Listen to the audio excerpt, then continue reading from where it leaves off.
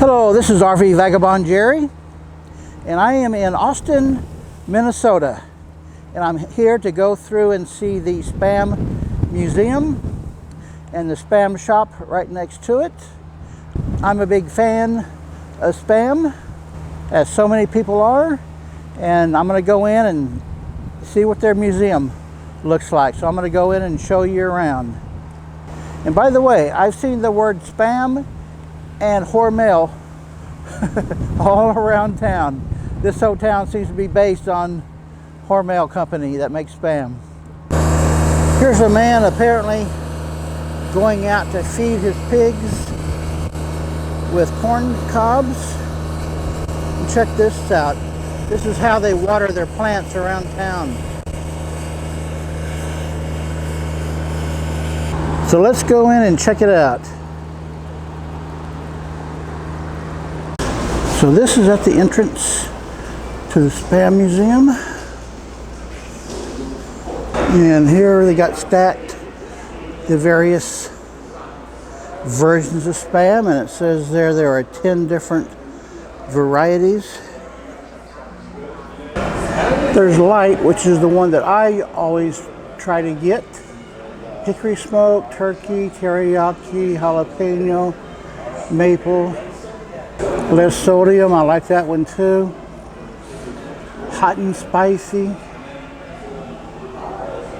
Bacon, Korean barbecue, and tocino. And I think that pretty much covers the 10 varieties. I have no idea what tocino seasoning is. Of course, the big problem is you're only going to find maybe 2 or 3 of these varieties in your grocery store. This is interesting about J. Hormel, who created the Hormel company that created the Spam. You can put Spam in rice dishes like that, make sandwiches and rolls like that. But one way I bet you've never had Spam is in cookies. That really surprises me. And I've never been to a restaurant that had Spam waffles. There's another Asian variety. And the most popular is whatever you call this. I really do like Spam, and I think maybe I come close to what they eat in Guam. They're sold in 44 countries. And by the way, the McDonald's in Hawaii has Spam on the menu, believe it or not. These are the various brands that Hormel sells. And if you really want to know more of the details, you can read these boards with this info. And this guy is trying to figure out, I think, just what kind of Spam person he is. You'll never guess what this label is on. And this, folks, believe it or not, is the world's first bacon-fueled motorcycle. Believe it or not. And here are some Spam musical instruments. Spam ukuleles or banjos. Didn't know you could do that. And they have this Spam play area for the kids, which looks interesting, but I am just too tall to enter.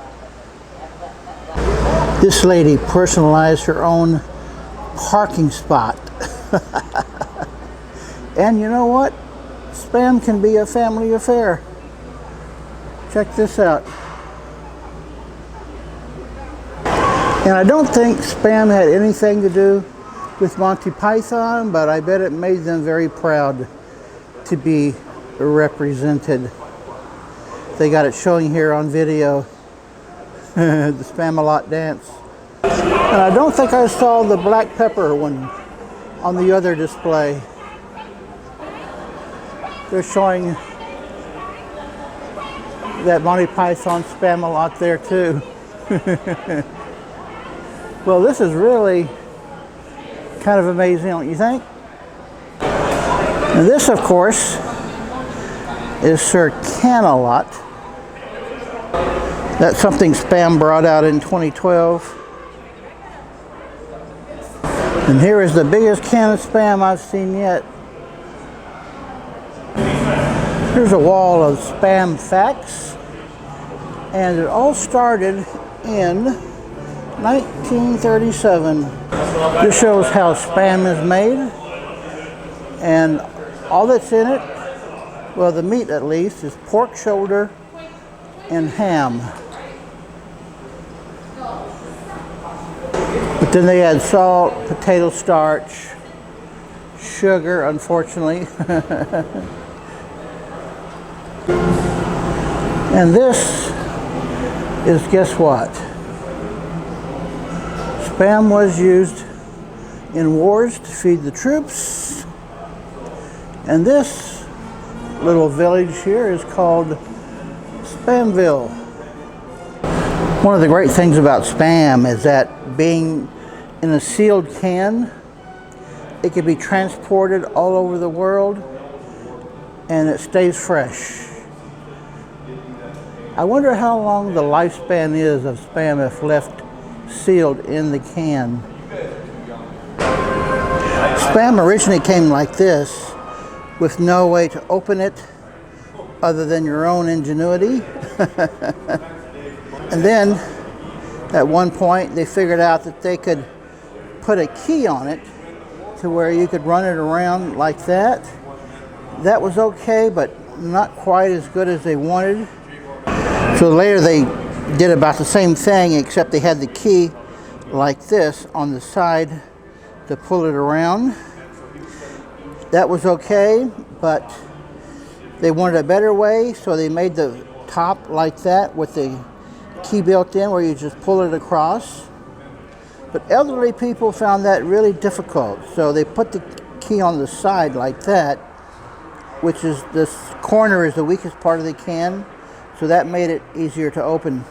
Spam is very, very popular in Hawaii, and most of the, maybe all of the Pacific Islands, because it can be shipped over and they don't have meat supplies of their own on the islands there.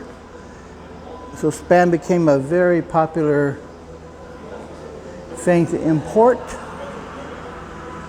China got Spam in 2009.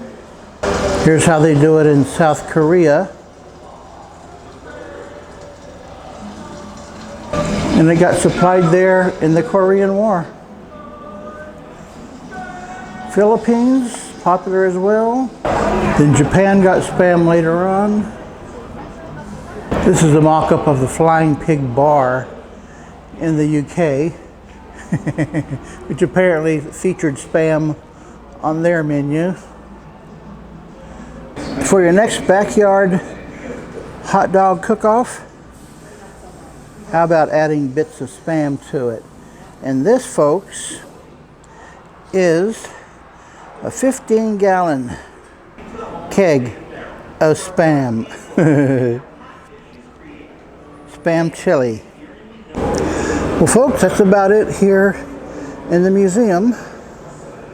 And if you're wondering if they have a gift shop here, well, you're in luck. All kinds of t-shirts. Probably more varieties than you could possibly want. And here is where you can purchase the varieties of Spam that you can't find in your local grocery store. I'd like to try the jalapeno, turkey, hot and spicy. I've seen hickory smoke in my stores, but not Korean barbecue or bacon. And here's another variety I didn't see before. Now, you can order Spam off of their website and have it shipped to you, or you can call them on the phone and they'll place an order for you. But while you're here, why not get a 12-pack variety. Why not spend $55 for a 12-pack variety package? Here's a Spam cookbook. Spam gloves. I'm not sure what you would use that for. All sorts of things. And you can take the Spam exam. You can even spam up your little baby. I bet he would appreciate a picture of that in his older years. Make him look like a pig. Spam baby. You can get a Spam football, Spam basketball, all kinds of Spam trinkets. Well, folks, this is definitely worth veering off the path to come to Austin, Minnesota, especially if you're a Spam fan, which I certainly am. Good day, folks.